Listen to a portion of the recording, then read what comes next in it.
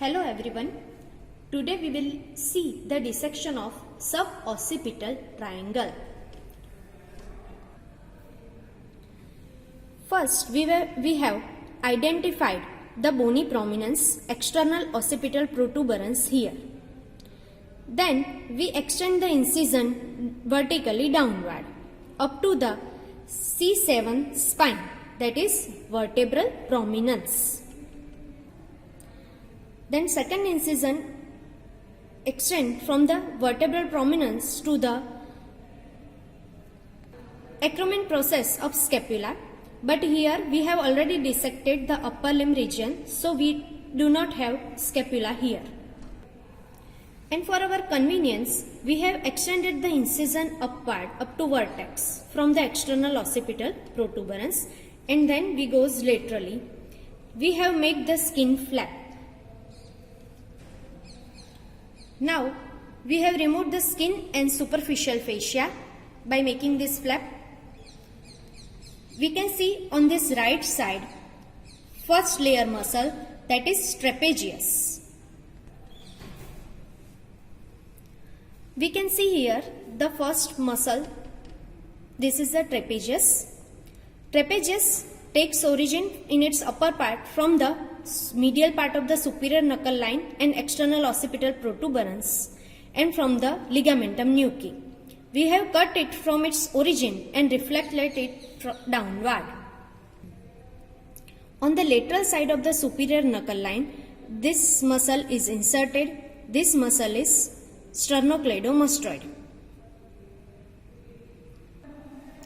Now we have reflected trapezius and sternocleidomastoid muscle, and here we can see the fiber of one muscle going upward and laterally to insert on the mastoid process. This muscle is splenius capitis. Now we have reflected this splenius capitis. Beneath this we can see here the another muscle, the fiber of which going vertically upward and inserted in the area between the superior and inferior knuckle line. This muscle is semispinalis capitis. Differentiate these two muscles from their direction of the fibers. Here you can see this splenius capitis fiber going laterally upward, while this semispinalis capitis fibers are going vertically upward. In this plane, we have the another muscle. This is the longissimus capitis going to insert on the mastoid process.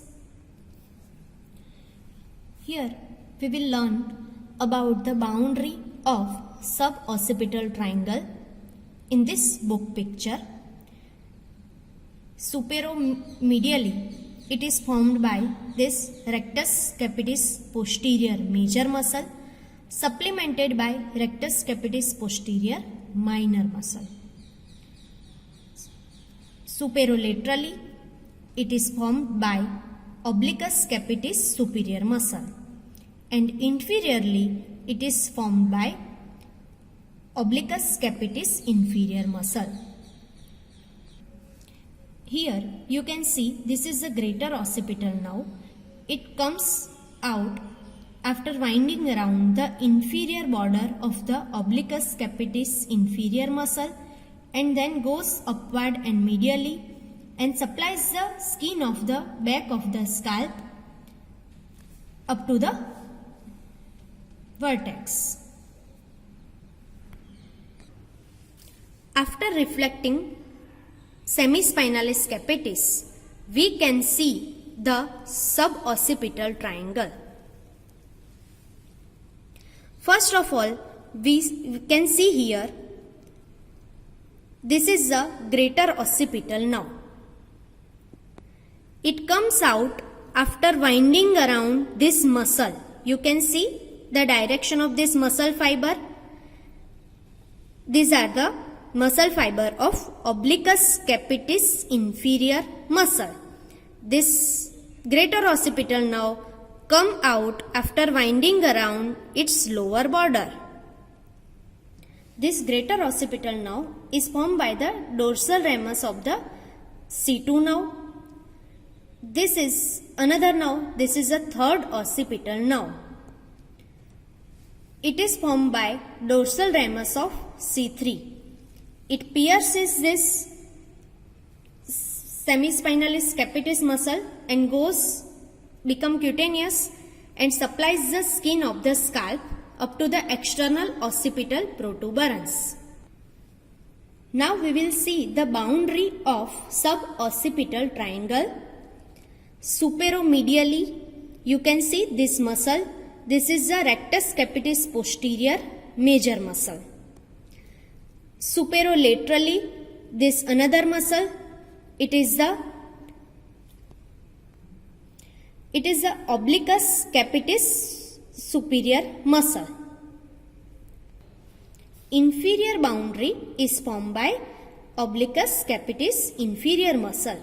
Here you can see this is the veins of suboccipital venous plexus.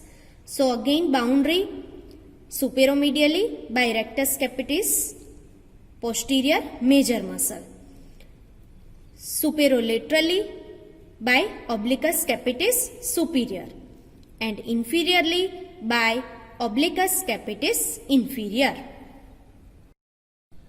Now we have cut this rectus capitis posterior major muscle and rectus capitis posterior minor muscle and reflected them.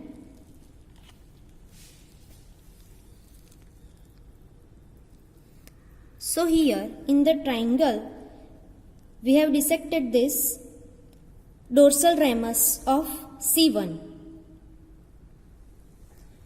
and on this side we have done deep dissection more and we have cleared this arch of posterior arch of atlas vertebra and above it you can see here this is the third part of vertebral artery. Again you can see this two part, this lower bony part, it is the arch of atlas and this upper soft part, this part, it is the third part of vertebral artery. So in this right side of suboccipital triangle we can see the dorsal ramus of C2, suboccipital venous plexus, and on this left side we can see this bony prominence, it is the arch of atlas and this is third part of vertebral artery.